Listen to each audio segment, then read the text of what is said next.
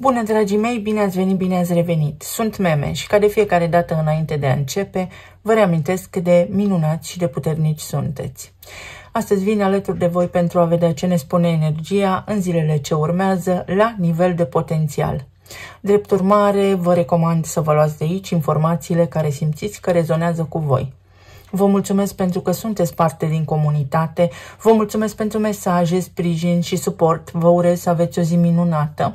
Iar dacă acum m-ai auzit, m-ai găsit pentru prima dată și rezonezi cu informațiile de aici și cu munca mea, te invit cu drag să te abonezi și să apreciezi acest clip. Nu uitați, vă rog frumos, că fiecare apreciere de-a voastră mă ajută, mă motivează și îmi susțin munca aici pe YouTube. În cazul în care veți auzi ceva zgomot în fundal, să știți că afară plouă foarte tare, vom auzi ploaia cum ne bate în geam. Este o energie care curge lin, este o energie care ne îndrumă către introspecție, este o energie care ne ajută să ne liniștim. Atunci când plouă, oamenii se simt mai obosiți, dar în egală măsură să știți că energia se și limpezește. Avem o zi sub arcana Luna, numărul 18, avem o zi în care comunicarea va fi cheia pentru absolut toată lumea. Pentru că s-ar putea să existe momente în care lucrurile să nu fie foarte clar transmise.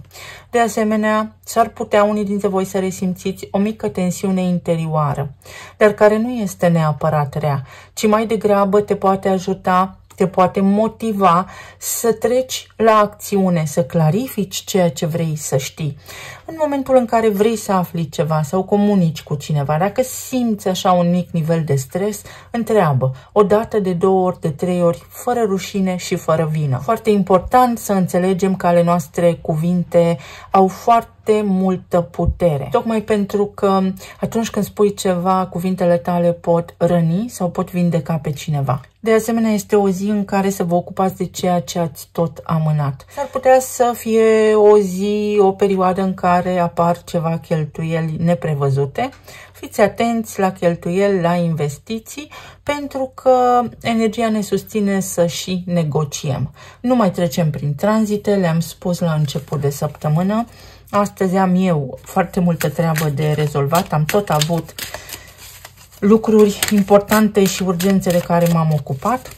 Nu vă rețin mult astăzi. Așteaptă, uite exact ce spuneam. Ori așteaptă, încarcă-te cu energie, gândește înainte de a spune ceva, ori nu procrastina, nu amâna, fă ceea ce trebuie făcut. Simt nevoia de echilibru. Cam despre asta poate fi în această zi vorba la nivel energetic. Fă ceea ce trebuie făcut, fă ceea ce este corect să faci. Exact așa. O posibilitate de reevaluare, o posibilitate să mai analizezi odată, o posibilitate să reiei o conversație. Și continuă să faci ceea ce ai început să faci deja, pentru că te descurci excelent.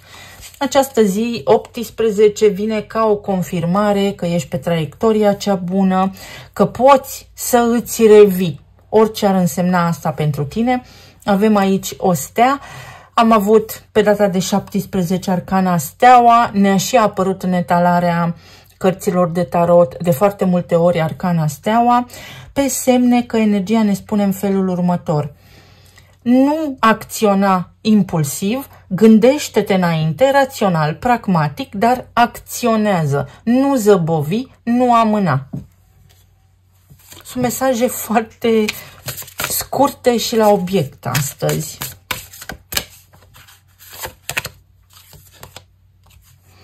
Uite, pentru că este nevoie să iei o hotărâre.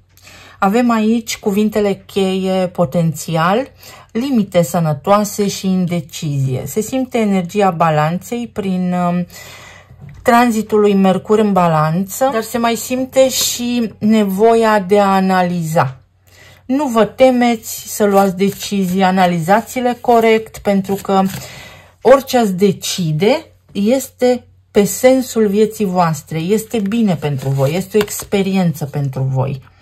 siguranță și la nivel material, dar și în sensul în care primiți o garanție, este o certitudine. O zi de negociere care aduce la schimb certitudinea, o certitudine anume. Bună energie, îmi place, am nevoie de o așa zi în care să simt că fac lucrurile cu sens. Poate este vorba despre cineva care așteaptă pentru a fi sigur în legătură cu ceva anume. O anume persoană caută siguranța, caută echilibrul. Vrea să se asigure că ceea ce face nu este în zadar. Voi sau cineva cu care interacționați, cineva drag vouă. Roata destinului ca și ieri. Înaltul preot. Asul de bâte. Regina de spade. Și temperanța. Și primul gând pe care l-am avut în minte a fost următorul. Pentru aceia dintre voi care aveți de rezolvat treburi administrative sau care implică autoritățile, instituțiile publice sau chestiuni oficiale, legale, s-ar putea să existe mici neînțelegeri, să fie nevoie de un efort suplimentar sau să fie nevoie să reluați niște lucruri sau să insistați. S-ar putea să nu se rezolve fix astăzi ceea ce aveți voi de făcut, tocmai pentru că apar variabile în discuție, dar negociați, pentru că procesul acesta în care sunteți implicați, acțiunea în care sunteți implicați, se poate relua și se rezolvă până la urmă. Este o zi în care, uite, avem arcane majore, ceea ce ne spune că se întâmplă niște lucruri, se corectează niște lucruri înspre binele nostru, este o energie a aerului și a focului, adică acționez, ceva mă stimulează. Ce mă stimulează? Vreau să lămuresc o situație, o discuție coerentă, o discuție realistă care mă ajută să mă calmez. Sau înainte de a discuta, ar fi bine să mă calmez eu, să-mi calmez această tensiune interioară pentru a obține cel mai bun rezultat. În zona relațiilor este o zi care oficializează ceva. Faceți ceva oficial, voi ca și familie, sau aveți niște discuții foarte raționale, niște discuții absolut normale, care nu fac altceva decât să vă ofere o garanție că lucrurile la voi în familie, la voi în relație, merg într-o formă naturală și corectă. Este o zi pragmatică în care fiecare om se ocupă sau ar trebui să se ocupe de ceea ce are de făcut. Este și o zi în care surâde norocul. Pentru unii dintre voi s-ar putea să fie o discuție foarte serioasă de oficializare a relației, să faceți ceva ca și cuplu, să plecați într-o călătorie, poate unii dintre voi să faceți niște investiții, să vă cumpărați o casă. Este o discuție serioasă de oameni maturi. Are o încărcătură specială această zi, în sensul în care sunt decizii pe care le iau oamenii mari, sunt decizii de viață, sunt decizii care implică stabilitatea, siguranța materială. Și uite că temperanța ne ajută să nu riscăm, ci să facem mai degrabă lucrurile foarte prudent, un risc calculat. Poate fi și hotărârea cuiva în ceea ce te privește, în sensul în care persoana la care te gândești tu acum ia o hotărâre, dar foarte lucidă, se convinge de ceva, așteaptă să se convingă sau în urma unei discuții pe care o ai cu cineva, persoana respectivă trage o concluzie. Sigur că poate fi o concluzie subiectivă, pentru că fiecare dintre noi este unic, dar pare ca și concluzie că respectiva decizie sau respectivul deznodământ la care ajunge această persoană este în avantajul amândurora. Deci nu este o zi cu riscuri, nu este o zi care ne poate agita până la o stare de nervozitate amplificată. În zona planului material se întâmplă pentru unii dintre voi niște schimbări interne la voi, la locul de muncă. Sunt schimbări care să știți că vă ajută. Sunt schimbări care implică niște discuții serioase, niște proiecte serioase, planuri de viitor serioase. Pentru unii dintre voi pot fi acțiuni de genul o promovare sau ți se arată traiectoria pe care poți merge tu acolo sau se discută, se renegociază contractul de muncă, ți se oferă claritate, vizibilitate. lucruri în urma cărora tu te poți simți fie în siguranță, fie ai o oportunitate acum să iei o hotărâre pentru a avea o siguranță la nivel financiar, la nivel de activitate profesională, la nivel medical și în zona aceasta care cuprinde starea noastră emoțională, dar și starea noastră de sănătate în ceea ce privește corpul fizic. Este ca și când ai merge legat la ochi, acționezi cumva din inerție, fără să iei prea multe lucruri în calcul și așa cum am precizat deja în emisiunea pentru această săptămână, sănătatea este foarte, foarte importantă și depinde doar de voi, de gândurile voastre și de emoțiile voastre. Pare că aveți o stare mai bună astăzi, o stare de spirit mai bună, pare că oamenii sunt mai optimiști, mai calmi, lucru care te ajută pentru că îi permiți organismului tău să se regenereze, să funcționeze mai bine. Văd aici aciditate, văd aici ceva chestiuni care au legătură cu sucul gastric, cu enzimele, cu metabolismul și cu digestia, lucruri pe care le-am mai precizat și la început de săptămână. De asemenea, pot fi diverse afecțiuni sau diverse senzații de incapacitate de a mă deplasa. Emoții strânse, stocate, reținute în bazin, pot fi dureri articulare care sunt de fapt indicii ale lipsei de flexibilitate. Ori nu vă place direcția în care vă îndreptați, ori aveți senzația că sunteți conduși de o autoritate și că trebuie să vă supuneți. Autoritatea poate fi oricine. Unor reguli care poate vă cauzează disconfort. Negociați regulile. Aveți și voi un cuvânt de spus. Bazinul, genunchii. Să fiți atenți. Se pot întâmpla, se poate să fie o zi absolut normală în care să vă simțiți extraordinar de bine. Ia uite, e și regele de monede și 3 de spade. Poate fi vorba despre implicarea partenerului vostru de viață, despre o discuție serioasă care are legătură cu banii, cu stabilitatea familiei voastre sau cu niște decizii importante în ceea ce privește comportamentul, implicarea, prezența partenerului vostru în relația voastră sau în casă, soțul, soția. S-ar putea pentru unii dintre voi să se întoarcă dintr-o delegație partenerul sau să nu mai fiți pe drumuri, să rezolvați niște chestiuni care implică deplasările. Naveta, spre exemplu, dacă unii dintre voi vă deplasați dintr-un oraș într-altul, s-ar putea să apară o oportunitate să vă relocați, să vă mutați cu domiciliul mai aproape de locul de muncă sau să fie aici niște gânduri, să fie niște discuții care implică optimizarea, eficientizarea timpului petrecut pe drum până la locul de muncă, ceva ce implică copiii, să ne mutăm mai aproape de școala copiilor, tot felul de treburi administrative, dar care duc către o soluție optimă, care vă ușurează vouă viața. Poate fi vorba și despre planul financiar, unde acum să luați niște decizii. În prima fază, așa cum am spus, să vă stresați sau să vă surprindă niște cheltuieli, dar vedeți că apare o soluție dacă le gândiți limpede, la rece, cum se spune, și veți reuși să încheiați această perioadă cu bine sau să vă ocupați de tot ceea ce v-ați propus, așa cum v-ați planificat inițial. Poate fi vizita la un medic pentru unii dintre voi, poate fi o cerere în căsătorie sau pentru alții dintre voi poate fi ceva legat de relația voastră care este stabilă, dar nu este încă oficială. Să spunem că vă vedeți, sunteți iubiți de ceva timp și unul dintre voi își dorește să fie ceva mai mult de atât. Cel care își dorește să fie ceva mai mult de atât, parcă suferă pentru că vrea mai mult. Puteți avea o discuție în acest sens, o discuție în care fiecare să-și pună punctul de vedere, să vedeți cum eficientizați relația voastră, să vedeți cum puteți face și financiar și emoțional, să fiți mai bine împreună, să locuiți împreună, poate unii dintre voi, sau să vedeți intențiile reale ale oamenilor cu care sunteți într-o relație. Către ce se îndreaptă?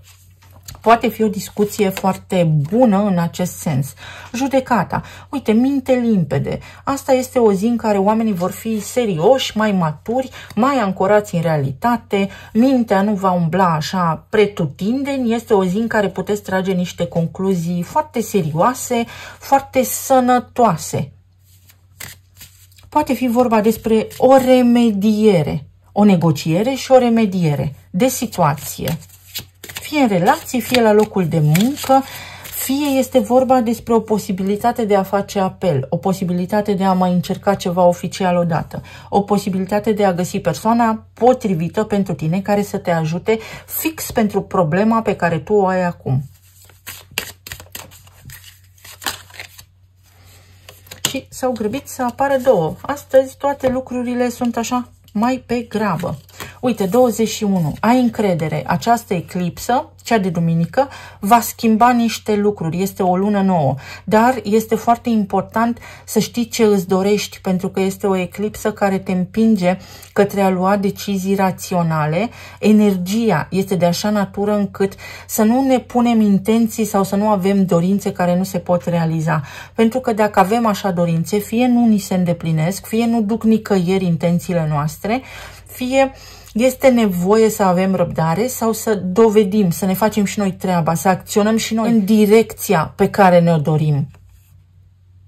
O etapă foarte bună unde iese cumva la suprafață un subiect tabu sau ceea ce ne-am ferit să facem. Acum putem face discuția aceea care ne stă pe buze, acel subiect pe care le evităm poate fi acum dezbătut pentru că suntem sprijiniți în acest sens, mai ales începând de luni, spre exemplu, când Marte intră în Scorpion. Uranus este în retrogradare în Gemeni, iar 25 este un fel de conștiință universală, un fel de iubire necondiționată, adică hai să vorbim despre aceste subiecte, despre aceste lucruri, astfel încât să fie bine pentru toată lumea.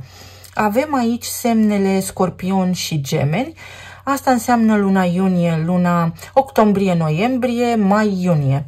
Poate înseamnă pentru voi ceva acest lucru. Uite, 25 mai, 21 noiembrie pot fi importante aici sau 21 octombrie. Ca dată, busuiocul și lămâia, ambele sunt plante care ajută la regenerare, alcalinizare și curățare. O situație care te-a stresat, acum se poate curăța, devine alcalină, adică se anulează acel stres, tu îl anulezi, se ridică o povară, iar tu te poți liniști. Obiectivitate, este o zi cu foarte multă obiectivitate. Este ca și când ori ai încredere în tine, ori primești, ai tu această senzație de siguranță. Vreau să știu, exact așa este ziua. Eu doar vreau să știu, fără să mă enervez, cu calm, pentru a putea lua niște hotărâri, pentru a putea ști ce am de făcut de acum înainte. Să vedem ce ne spun și talismanele.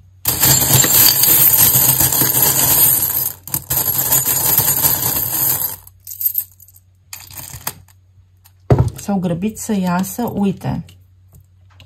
S-ar putea unii dintre voi să aveți niște discuții cu niște oameni care nu sunt în asentimentul vostru sau gândurile voastre nu coincid cu gândurile lor, dar se poate negocia, se ajunge la un numitor comun.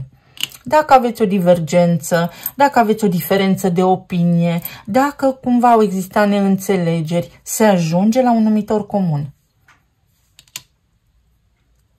Pentru unii dintre voi este foarte benefică în această perioadă terapia prin sunet, muzica, dar nu muzică care te întristează, muzică bună, muzică care să te ajute să îți revii din starea pe care o ai.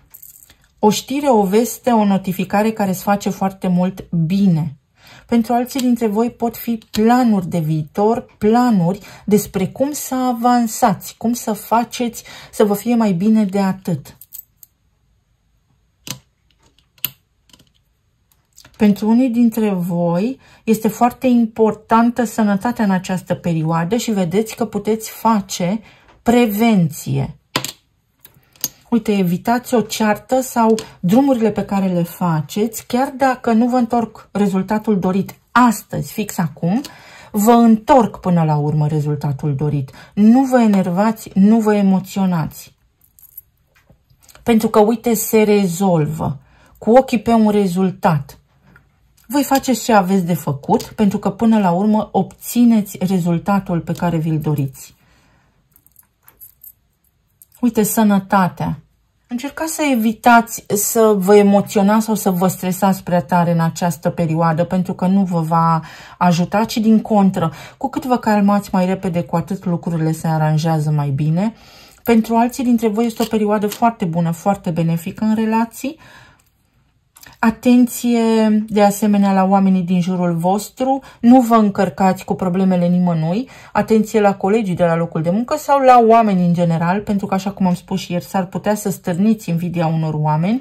Oamenii respectivi ce vor semăna, aia vor culege, nu trebuie să demonstrați voi nimic nimănui. De altă parte, încercați să țineți pentru voi niște informații, pentru că ceea ce spuneți voi îi stresează pe alții, în sensul că se întreabă, voi cum reușiți? De ce vă merge bine?